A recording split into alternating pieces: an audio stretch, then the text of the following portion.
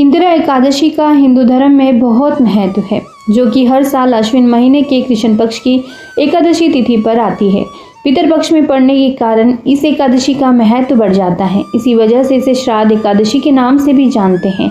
धार्मिक मान्यताओं के अनुसार इंदिरा एकादशी का व्रत रखने और तर्पण करने से पितरों के सभी पापों का नाश होता है और उन्हें मोक्ष की प्राप्ति होती है। इस बार इंदिरा एकादशी की डेट को लेकर असमंजस की स्थिति बनी हुई है। तो चलिए जानते हैं 2025 में इंदिरा एकादशी का व्रत कब रखा जाएगा।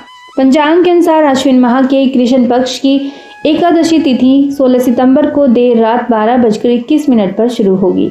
वहीं इस एकादशी तिथि का समापन 17 सितंबर को रात को 11:40 पर होगा। ऐसे में उदया तिथि के अनुसार इंदिरा एकादशी 17 सितंबर 2025 को मनाई जाएगी। इंदिरा एकादशी के पारण अगले दिन 18 सितंबर को होगा। पंचांग के अनुसार 18 सितंबर को सुबह 6:07 से लेकर सुबह 8:34 तक इंदिरा एकादशी का पारण किया जाएगा। धार्मिक मान्यता है कि इंदिरा एकादशी का व्रत रखकर पितृ तर्पण करने से व्यक्ति के पापों का नाश होता है और उनके पूर्वजों को मोक्ष की प्राप्ति होती है। साथ ही इस व्रत को करने से जीवन में सुख समृद्धि और शांति आती है, धन संपदा की प्राप्ति होती है और अनजाने में किए गए पापों से मुक्ति पाने के लिए भी इंदिरा एकादशी का व्रत किया जाता है। ज्योतिष के अनुसार इंदिरा एकादशी पर अन्न भोजन फल आदि का दान करना चाहिए। एकादशी तिथि पर इन चीजों का दान करना बहुत ही पुण्यदायी और शुभ माना गया है। इंदिरा एकादशी के दिन भगवान विष्णु और माता लक्ष्मी की पूजा करनी चाहिए। इंदिरा एकादशी के दिन व्रत कथा का पाठ करें और हमारे चैनल पर इंदिरा एकादशी की व्रत कथा भी अवश्य सुनिएगा। और तुलसी के पास देसी घी का दिया इस दिन जरूर लगाएं। ऐसा माना जाता है कि ऐसा करने से व्यक्ति पर माता लक्ष्मी की कृपा बरसती है और घर में कभी भी धन की कमी नहीं होती। हरे कृष्णा, प्रेम से बोलिए कृष्ण भगवान की जय, विष्णु भगवान की जय, माता लक्ष्मी की जय। प्रभु विष्णु अपनी कृपा आप सभी पर सदैव बनाए रखें। आप सभी को इंदिरा एकादशी की बहुत बहुत शुभकामनाएं। आज सुनते हैं इस वीडियो में इंदिरा एकादशी व्रत की कथा। आशा करती हूँ पूर्ण श्रद्धा से आप इसे श्रवण करेंगे। तो प्रेम से बोलिए जय श्री गणेश। धर्मराज युधिष्ठिर ने श्री कृष्ण भगवान से कहा, हे मधुसूदन, मन भावन मुरारी, हे माधव, हे मनमोहन, अब आप कृपा करके आश्विन कृष्ण पक्ष की एकादशी की महिमा या महात्म्य के विषय में बताएं। श्री कृष्ण ने कहा, हे नृपश्रेष्ठ, इसे इंदिरा एकादशी कहते हैं। इस एकादशी को करने से पाप नष्ट होकर पुण्य की प्राप्ति के साथ पितरों की अधोगति से मुक्ति प्राप्त होती है। इसकी कथा इस प्रकार से है।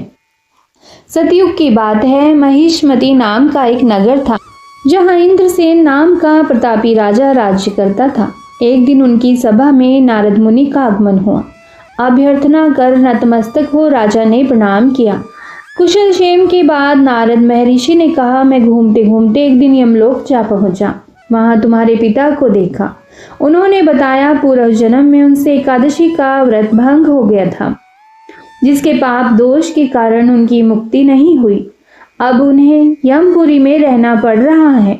अब यदि मेरा पुत्र इंद्रसेन मेरे निमित्त इंदिरा एकादशी का व्रत विधि विधान से श्रद्धा पूर्वक करे तो मुझे मुक्ति प्राप्त हो सकती है। राजा इंद्रसेन के पूछने पर नारद जी ने कहा, अश्विन माह की कृष्ण पक्ष की दशमी को पितरों का श्राद्ध करें।